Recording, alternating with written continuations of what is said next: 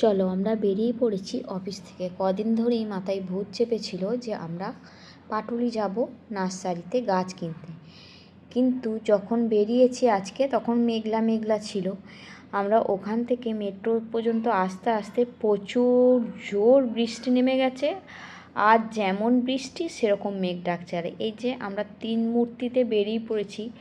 এই দিদি হচ্ছে আমার সঙ্গী, কোথাও যাব বলেই এনারা দুজন আমার সঙ্গে সঙ্গ দেয়, আর আমিও দিই। ব্যাস তিনজন মিলে বেরিয়ে পড়েছি। এবার মেট্রো থেকে নেমে যে পাটুলি যাব সেখানে এসে এবার দাঁড়িয়ে প্রায় 1 থেকে 1.5 ঘন্টা। এত বৃষ্টি, এত জোর মেঘ ডাকছে, আর গাছ সেরকম নড়ছে। আমরা তো ভিজেই গেছি তিনজন মিলে, তবুও বেরোতে পারছি না, যদিও মেঘ ডাকছে আর হচ্ছে গাছ ভেঙে পড়ছে। লাস্টমেশ তো পড়েও ছিল আমার মাথায়, আর দিদির হাতে ওই যেখানে দাঁড়িয়েছিলাম সেখানের একটা বাটাম খুলে পড়েছিল।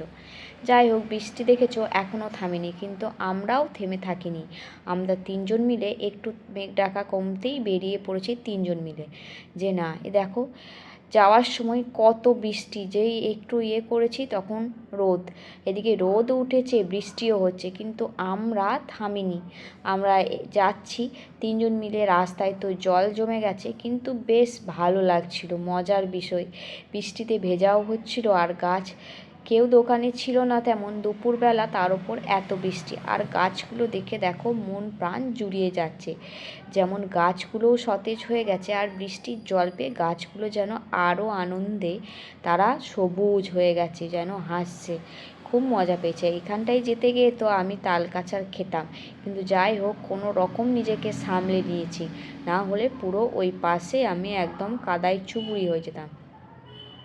এখানটা দিয়ে দিদি বলছিল এখানটা দিয়ে সাবধানে আয়, এখানে কারেন্টের ব্যাপার।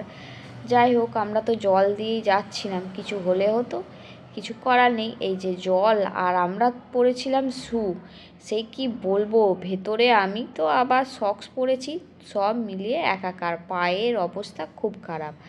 কিন্তু এই যে আমাদের গাছ কেনার নেশা, সেটা ছাড়া যাবে না। আর দেখো প্রচুর গাছ এখানে নার্সারিতে, যারা যারা এসেছো তারা তো জানোই যে কত রকমের কত ধরনের গাছ। আর দেখেছো এই বাঁশ টাশ খুলে পড়ে গেছে। ও ফুলগুলো দেখে মন প্রাণ জুড়িয়ে যাচ্ছিলো, দেখে মনে হচ্ছিলো যে এখানেই থেকে যাই, কিংবা এখানে পুরো একটা দোকান তুলে নিয়ে গিয়ে যদি বাড়িতে রাখা যায় তাহলে একদম মন থেকে শান্তি পাবো। সত্যি কথাই, গাছ একটা দুটো বসাতে বসাতে বাড়ি পুরো জঙ্গল হয়ে গেছে। এরপর ছোট জায়গা, বেশি রাখার জায়গা থাকে না, তবু আমরা নেওয়াও চাই না। আর এই পদ্মগুলো দেখো কী যে ভালো লাগে আমার পদ্ম পাতায় ভাত খেতে, কি বলবো। এই যে একটু খেলা করে নিলাম, আর দিদিরা গাছ দেখছিল, দিদিরা বেশ কয়েকটা গাছও নিয়েছে। আর একটা ডাল থেকে করবীর ডাল আমরা ভেঙে নিয়েছি। আমি তো এখান থেকে সত্যি কথা বলতে একটা টুকুস করে ডাল ভেঙে চুরিও করে নিয়েছিলাম। যাই হোক সেই গাছটা নিয়ে এসে বসেও ছিলাম।